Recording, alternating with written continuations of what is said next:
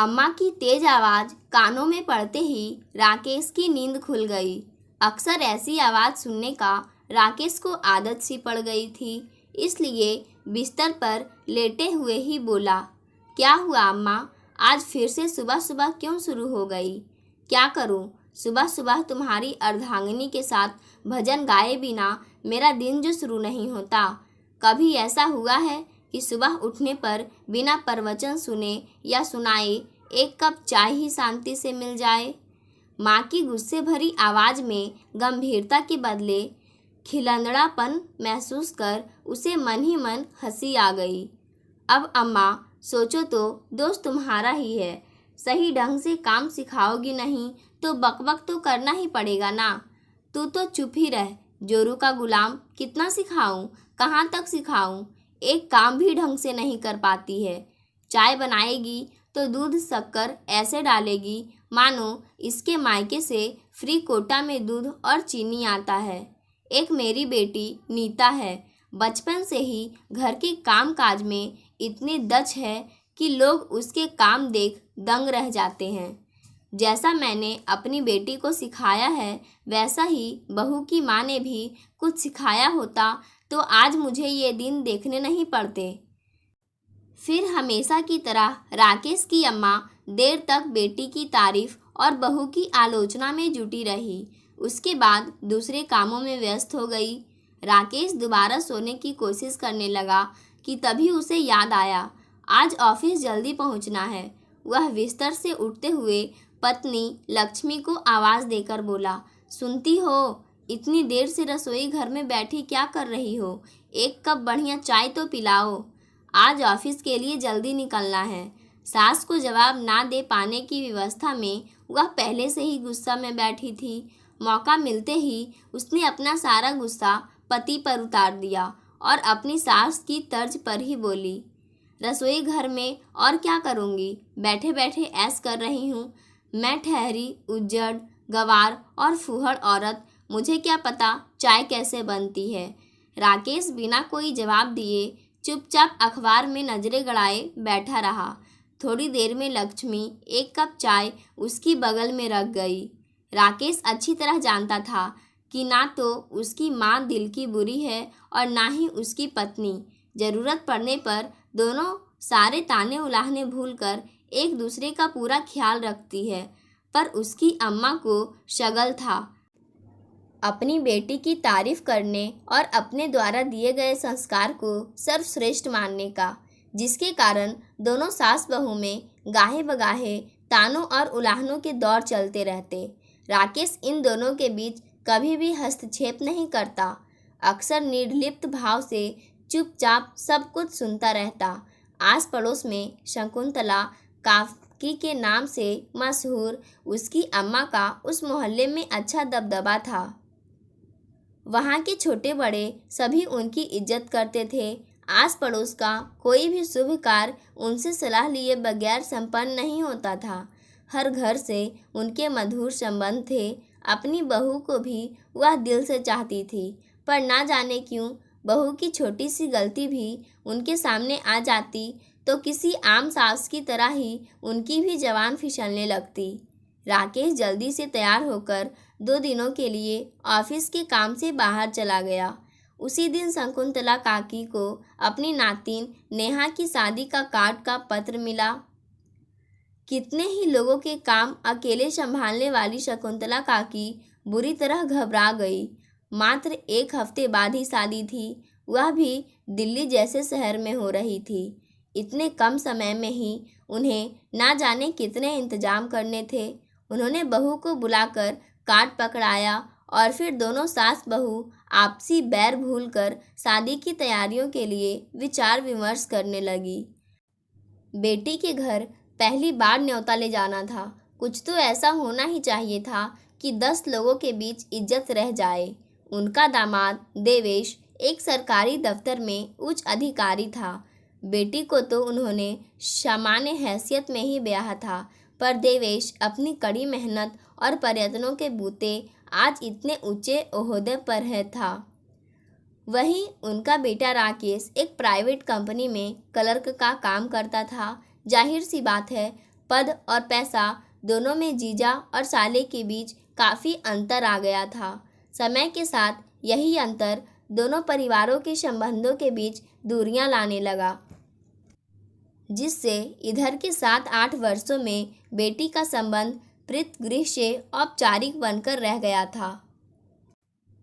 भले ही परिस्थितियों ने संबंधों में दूरियां ला दी थी, पर खून के रिश्ते क्या इतनी आसानी से छूटते हैं? दुख सुख में सबसे पहले इन्हीं रिश्तों की याद आती है। शकुंतला काकी ने अपना संदूक खोलकर गाढ़े समय के लिए जमा किए गए 10,000 रुपये और गहनों के नाम पर बचा एक सोने का चैन निकालकर बहू को पकड़ाया और अपनी पड़ोसन राधा के साथ बाजार भेज दिया। आनन फानन में उनकी बहू लक्ष्मी राधा के साथ मिलकर बड़ी होशियारी से शादी का सारा सामान खरीद लाई। चैन को भी साफ करवाकर एक नए डिब्बे में डलवा लाई।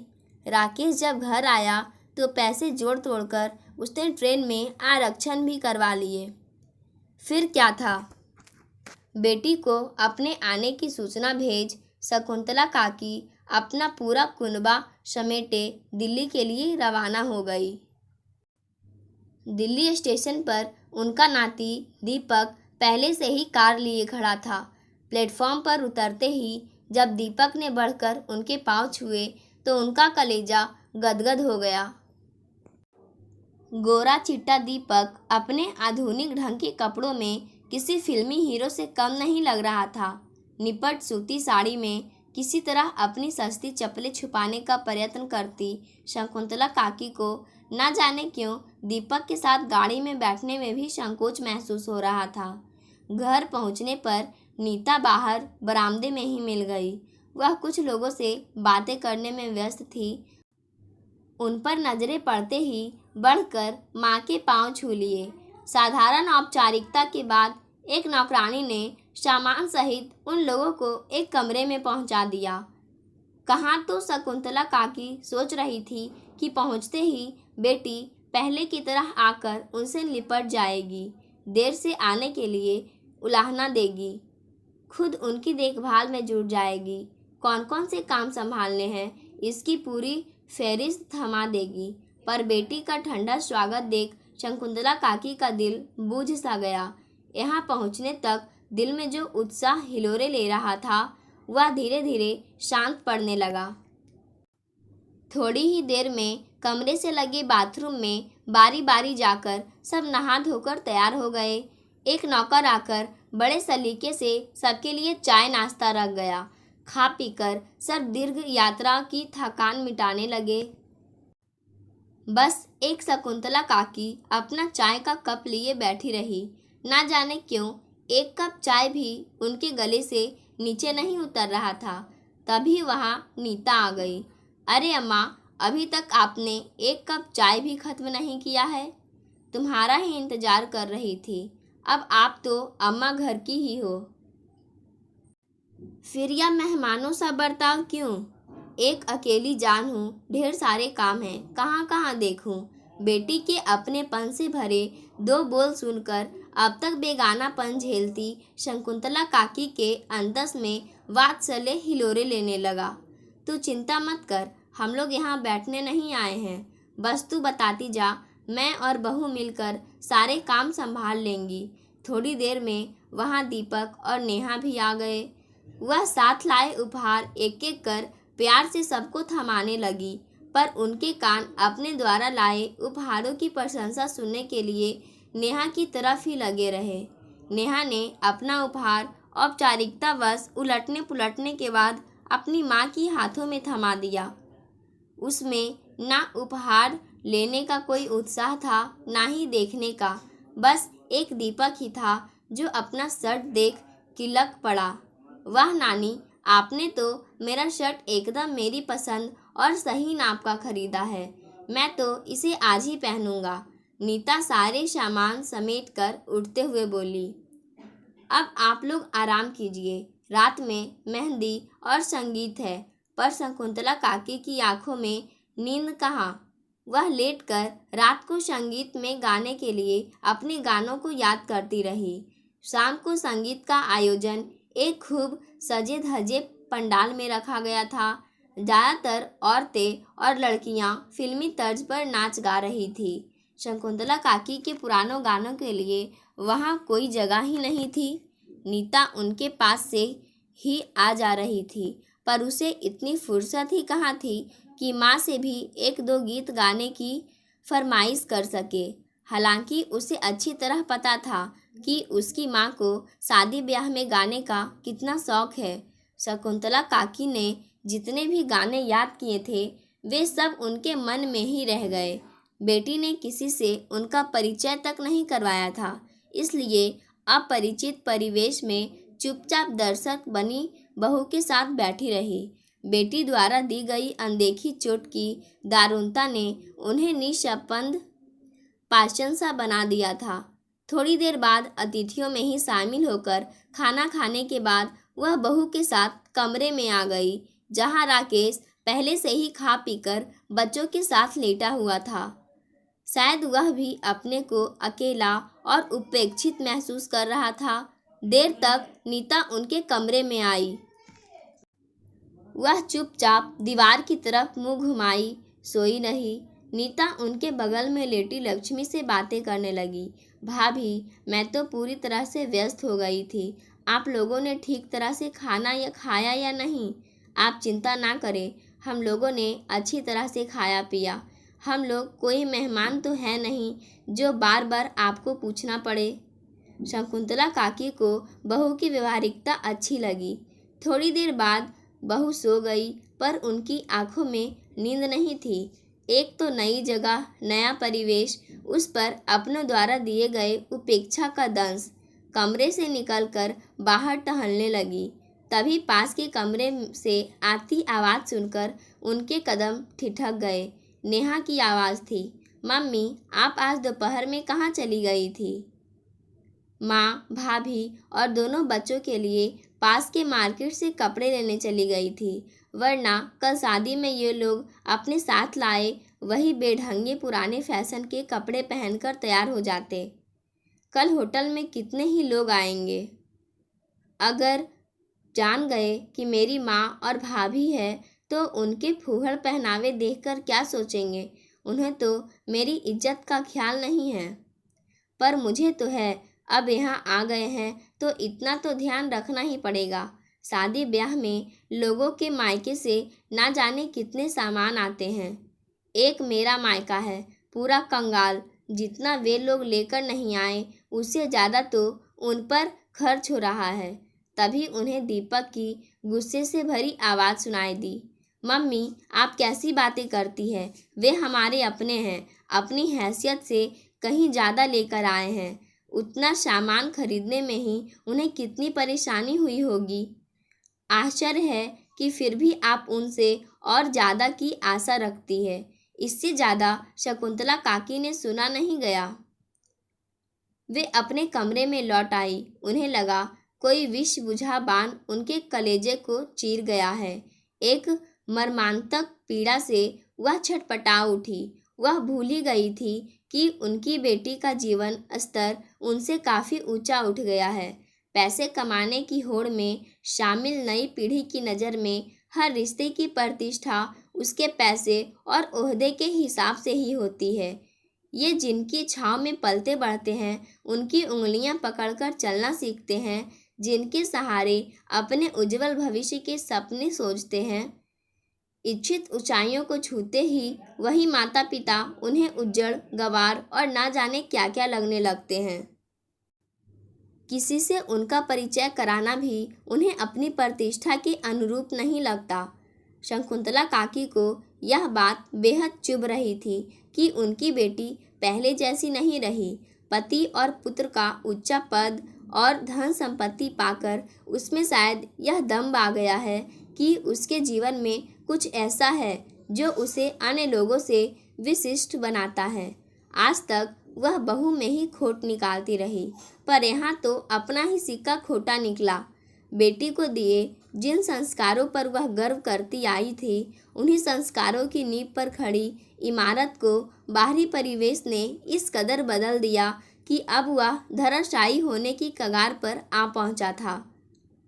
बेटी के लिए अंधी ममता के चलते उनकी बुद्धि घास चरने चली गई थी, वरना यूं अपना पूरा कुनबा समेटे दिल्ली नहीं चली आती, बल्कि सिर्फ राकेश को ही भेजती। शकुंतला काकी बिस्तर पर बैठी इस तरह देर तक अपने अविवेकी चित्त को कोसती रही। वह बहू को त्रुटिहीन सेवा के बावजूद हमेशा उससे असंतुष्ट रही और अपनी बेटी के समझदारी की दुहाई देती रही। पर बेटी के पास आकर क्या हुआ? यहाँ भी उनके हर काम और सुविधा असुविधा का ध्यान बहू ही रखती है। हमेशा उन्हें बहू और बेटे का भरपूर प्यार और सम्मान मिला, फिर भी क्यों उनके अंदर हमेशा अपनी बेटी के प्यार की ही तृष्णा बनी रही? शायद इसी को कहते हैं पानी बीच मीन प्यासी। विवाह के दिन कोई भी धार्मिक अनुष्ठान संपन्न करने में बेटी को दिलचस्पी ना लेते देख वह थोड़ी बेचैन होने लगी और बहू के सामने भुनभुनाई। माना नई पीढ़ी को परंपरागत धार्मिक अनुष्ठानों में अब विश्वास नहीं रहा, फिर भी विवाह जैसे पवित्र समय पर नीता को कुछ तो अपनी परंपरा का निर्वाह करना चाहिए। वह नीता को इस बारे में कोई नसीहत देती उससे पहले ही बहू ने उन्हें कुछ भी बोलने से मना कर दिया। अम्मा जी, आप कुछ मत बोलिए, वरना कोई तड़ से आपको जवाब दे देगा जो मुझे बर्दाश्त नहीं होगा। हमारे मन की कुछ बातें भले ही शब्दों की अभिव्यक्ति से परे होती है, पर मन में कुछ शक्तियाँ ऐसी होती है जो किसी की मनोदशा को अच्छी तरह भांप लेती है, उसके अनकहे सुख दुख को आंखों में ही पढ़ लेती है। बिना बोले ही शकुंतला काकी की मनोदशा उनकी बहू लक्ष्मी अच्छी तरह महसूस कर रही थी और आंखों ही आंखों में संग होने का एहसास दिला रही थी। एक ही परिस्थिति और वातावरण में सहे गए दुख और अपमान ने इन दोनों प्रतिद्वंदियों को परस्पर आत्मीय बना दिया था। इसलिए बहू की सलाह उन्हें उचित लगी और शादी में हस्तक्षेप करने की बजाय उन्होंने पूरा दिन बंगले के खूबसूरत उद्यान में सलीके से बनी क्यारियां देखते हुए गुजारा। शादी किसी बड़े होटल से हो रही थी। शाम को शादी में जाते वक्त वह पूरी तरह चुप रही। बेटी ने जैसे कपड़े दिए, जिस तरह से पहनने की हिदायत दी, उन्होंने वही वैसा ही पहन लिया। हालांकि उनका दम घुट रहा था। वास्तविकता से अलग दिखना उन्हें बहुत कठिन और असहज महसूस हो रहा था। अपना पूरा व्यक्तित्व ही उन्हें अशाते और यंत्रणापूर्ण लगने लगा था, जिससे मुक्त होकर वह अपनी उसी पुरानी दुनिया में लौट जाने को छटपटा उठी, जहाँ वह जैसी थी वैसे ही रहती थी, जहाँ उन्हें हर काम के लिए आबाद स्वतंत्रता थी, जहाँ उन्हें अपनी बहू और बेटे का भरपूर स्नेह और सम्मान मिलता था। होटल में होने वाली इतनी भव्य शादी उन्होंने जिंदगी में पहली बार देखी थी। एक सजे धजे ऐसी हॉल में शादी का मंडप लगा था, जहां टखनों तक ऊंची मटमैली धोती और बिना आयरन किया कुर्ता पहने पुरोहित जी की जगह पैंट शर्ट पहने और हाथों में घड़ी मोबाइल लिए पंडित जी शादी करवा रहे थे। शादी के पारंपरिक गीतों के बदले सामने बने स्टेज पर गजल गायन हो रहा था। उनके लिए सारा दृश्य बेहद कौतुकपूर्ण और अनोखा था। उनके मन की स्थिति भांपकर लक्ष्मी उन्हें एक पल को भी अकेला नहीं छोड़ रही थी। आज पहली बार उन्हें अपनी बहू की सारी अच्छाइयाँ एक एक कर नजर आ रही थी। उनकी जैसी बहू तो भगवान विरलों को ही देते हैं। आजकल तो बहुएं सास ससुर से अलग होकर पति के साथ निरंकुश और स्वच्छंद जीवन जीना पसंद करती है। कहीं ऐसा ना हो कि उनके ताले उलाहने सुनते सुनते उनकी बहू का धैर्य और सहने की शक्ति चुक जाए और वह भी किसी न किसी बहाने उनसे मुक्ति पाने का मार्ग ढूंढ ले। फिर अपने इकलौते बेटे बहू व पोतों से अलग होकर वह कैसे जिएंगी? इस कल्पना मात्र से ही वह सिहर उठी। दूसरे दिन नेहा की विदाई होते ही शकुंतला काकी भी अपना सामान बांधकर जाने के लिए तैयार हो गई। जाने से पहले बेटी द्वारा दी गई सिल्क की साड़ी तह कर चुपचाप उसके बिस्तर पर रख आई। नीता ने और 1-2 दिन रुकने का अनुरोध किया, पर वह प्यार से मना कर गई। लेकिन जैसे ही स्टेशन जाने के लिए कार में बैठी, बेशुमार खामोश सिसकियां आत्मसम्मानी शकुंतला काकी का कलेजा चीरने लगी। अब तक कंठ में फंसी रुलाई एक हिचकिच के साथ आंसुओं के सैलाब में फूट पड़ी। तभी 5-6 मिठाइयों का पैकेट संभाले दीपक उनके बगल में आ बैठा और अपने दोनों हाथ उनके गले में डालते हुए सीने से लग गया। शायद नानी के मर्म पर चोट लगी को वह समझ पा रहा था। ट्रेन में सारा सामान व्यवस्थित कर दीपक जब नानी के चरण स्पर्श के लिए झुका तो नानी की ममता उमड़ पड़ी और भावना में बहती नानी ने अपनी आंचल को खोलकर एक 500 का नोट नाती के जेब में ठूस दिया। घर वापस पहुंचते ही शाम को मोहल्ले की ढेर सारी औरतें शकुंतला काकी का हाल चाल पूछने आ जुटी। सबके साथ बैठी शकुंतला काकी नातिन की शादी का बखान कर रही थी और सबको शादी की लड्डू खिला रही थी। तभी उनके कानों में राकेश की तेज आवाज़ टकराई। वह लक्ष्मी को डांट रहा था, चाय बनाते वक्त होश में नहीं रहती हो क्या? तुमने चाय में शक्कर डाली ही नहीं है। जवाब में बहू के कुछ कहने से पहले ही शकुंतला काकी बोली, यह कौन सा तरीका है अपनी पत्नी से बात करने का? शक्कर नहीं डाली है तो खुद एक चम्मच शक्कर लेकर डाल ले और खबरदार, जो अब से तुमने मेरी बहू से इतनी ऊंची आवाज़ में बात की। माँ के इस बदले तेवर को देख कर हैरान राकेश उसका मुंह ताकता रह गया। पाठकों, आज की कहानी यहीं समाप्त होती है। धन्यवाद।